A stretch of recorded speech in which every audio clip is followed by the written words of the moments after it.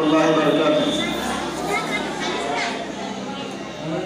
الحمد لله رب العالمين والصلاة والسلام على رسوله النبي الكريم. أما بعد فأعوذ بالله من الشيطان الرجيم. بسم الله الرحمن الرحيم. ومن أحسن قولا ممن دعا إلى الله وعمل صالحا وقال إنني من المسلمين. وعن عثمان بن عفان رضي الله تعالى عنه قال قال رسول الله صلى الله عليه وسلم خيركم من تعلم القرآن وعلمه. رواه البخاري في كتاب فضائل القرآن. مشفق ایسا تزائے کرام،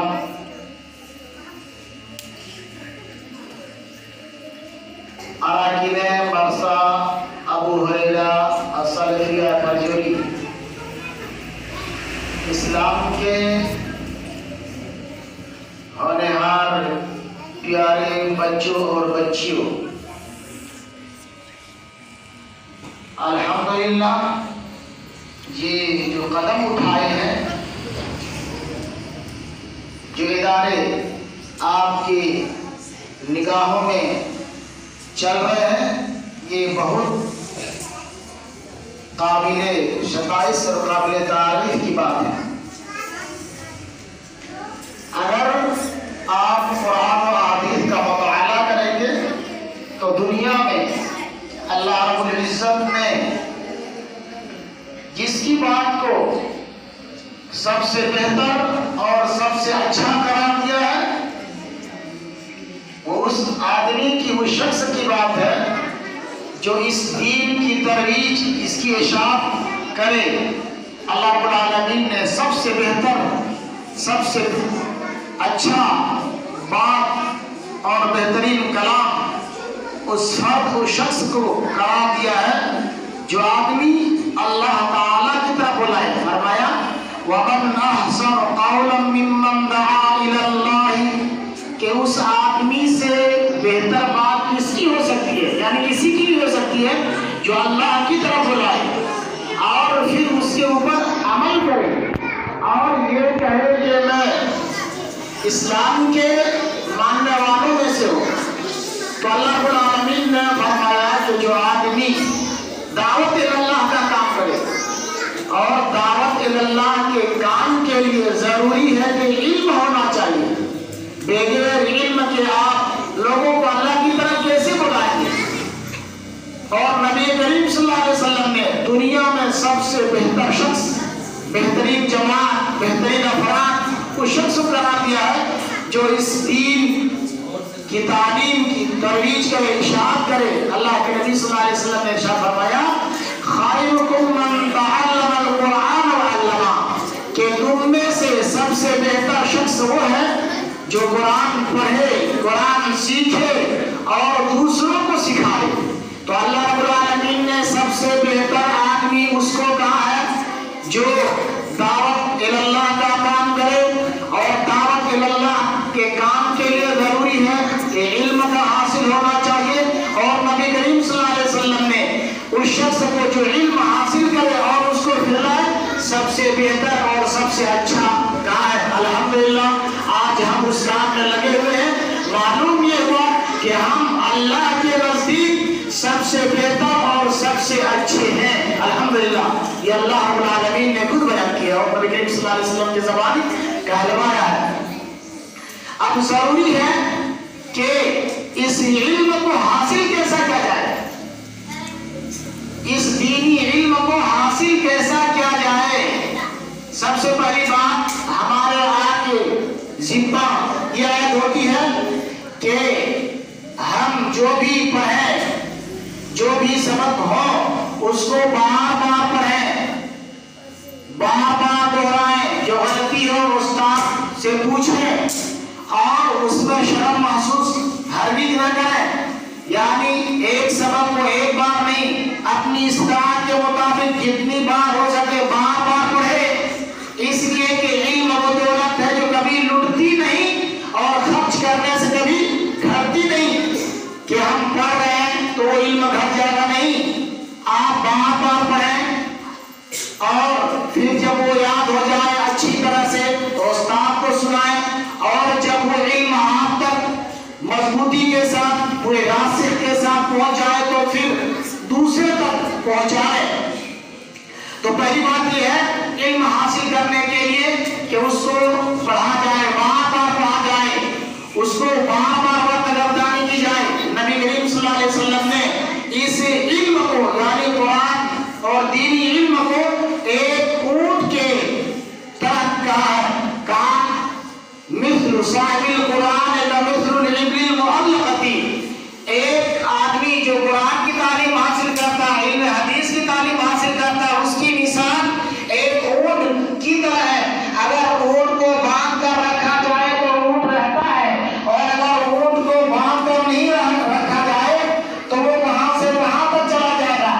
مطلب یہ کہ اگر آپ پڑھتے ہیں، پڑھنے کے بعد اس کی وقت گردانی نہیں کرتے، بار بار نہیں پڑھتے، اس کا خیال نہیں کرتے ہیں، تو وہ علم آپ کے پاس نہیں رہے گا۔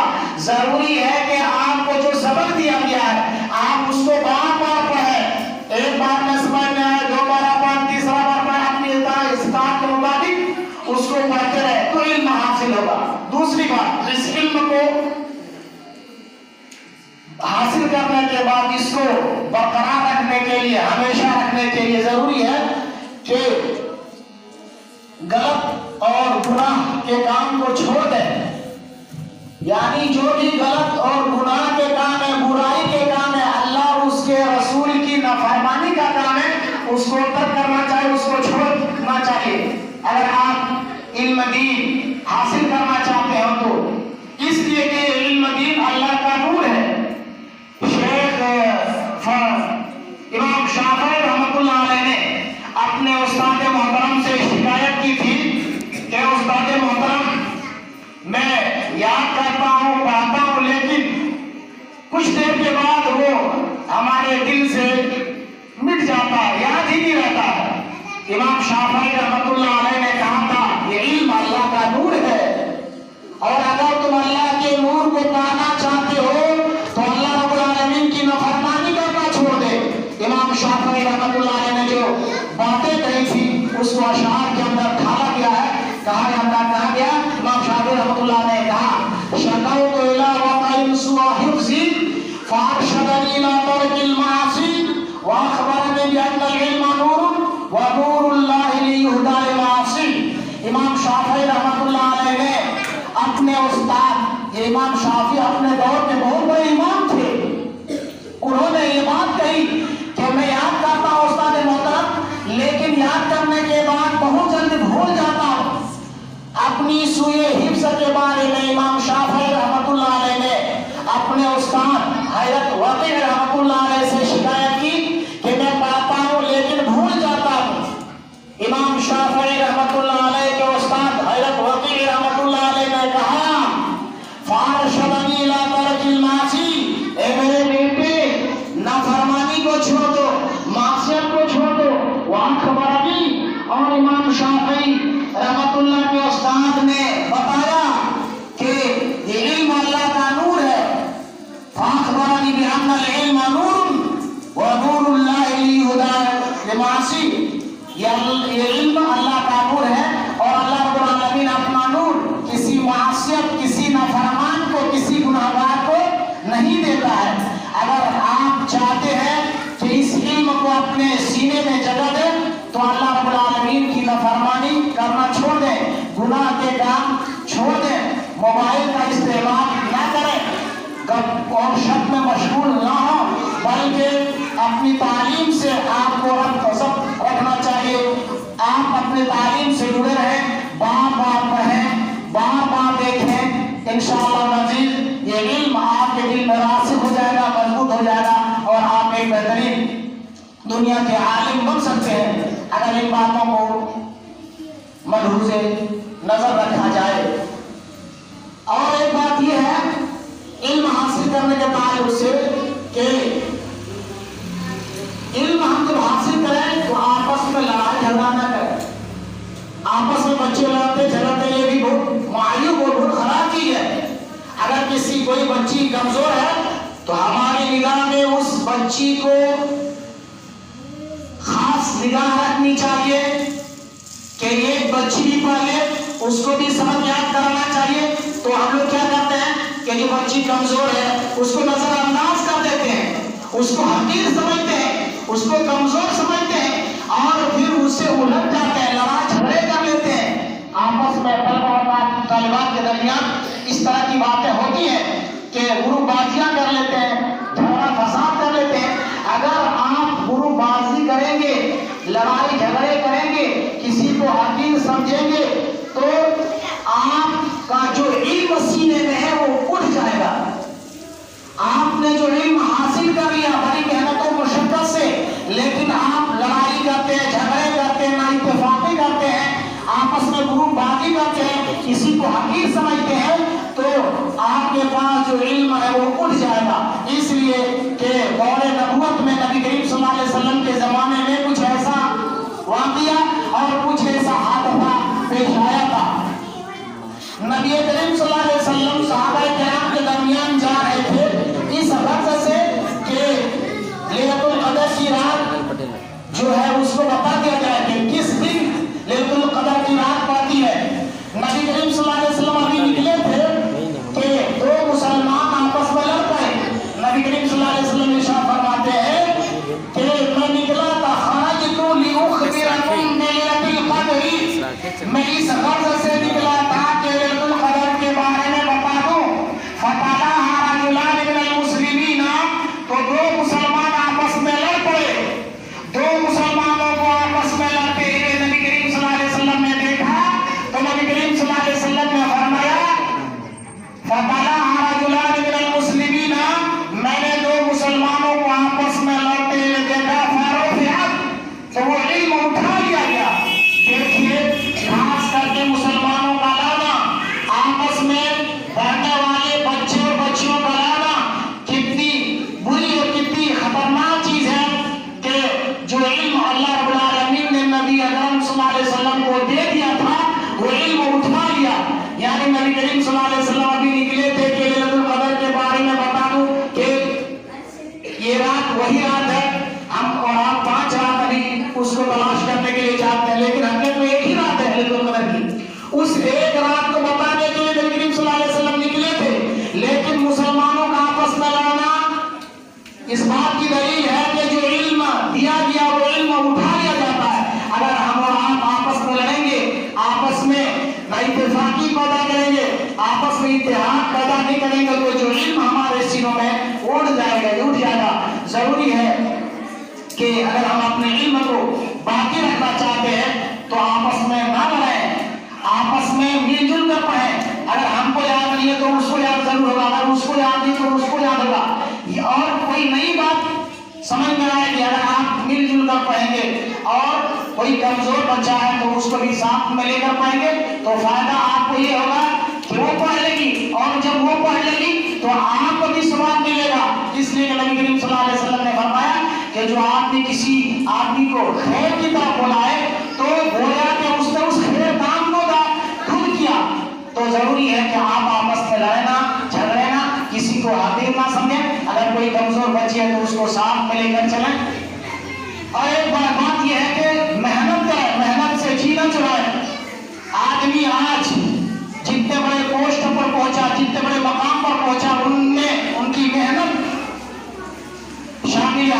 اگر محنت نہ کیا ہوتا تو اتنے بڑے پوسٹ، اتنے بڑے مقام تک نہیں پہنچ پاتا.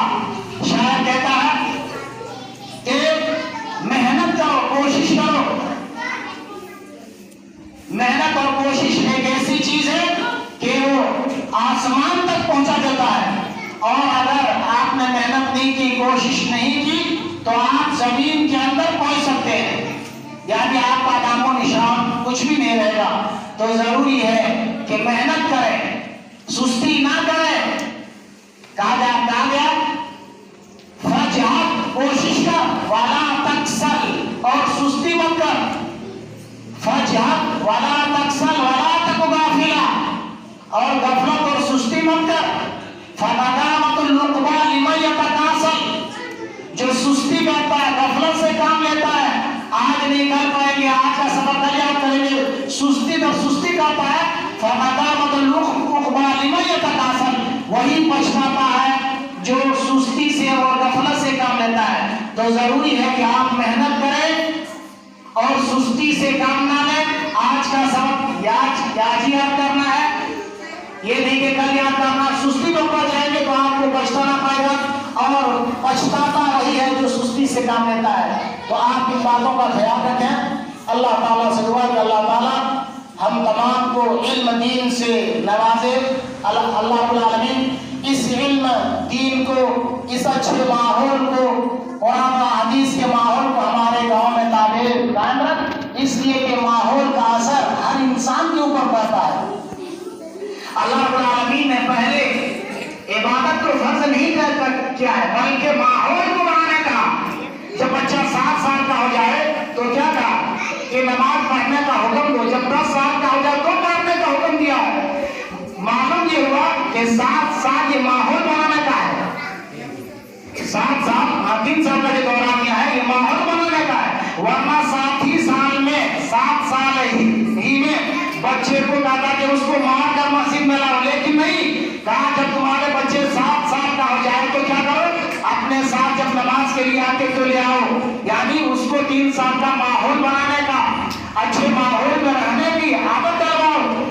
اس کے بعد کہا جب 10 سال کا ہو جائے تو ماؤ ہلکی سی اور اس کو نماز پڑھاؤ. یعنی 10 سال کے اندر نماز فرض ہوتی ہے. 7 سال جب ہو جائے تو اسے اچھے ماحول میں رکھو. 3 سال اس کو ماحول اچھا دو.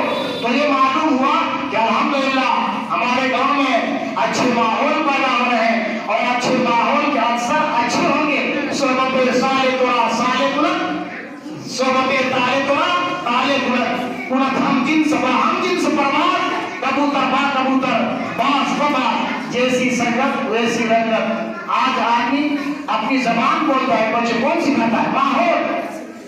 عرب والے عربی بولتے ہیں, کون سکھاتا ہے؟ ماحول.